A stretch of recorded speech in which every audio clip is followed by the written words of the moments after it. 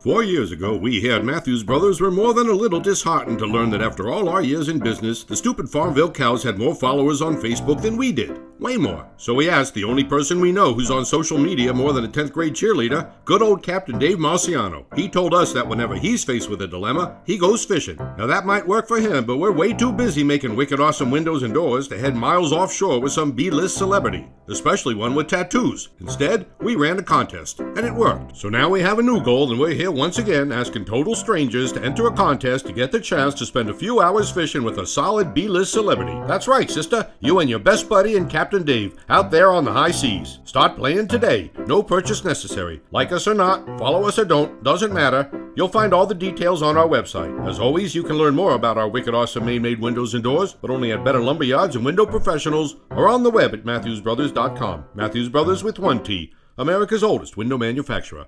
Tattoos optional.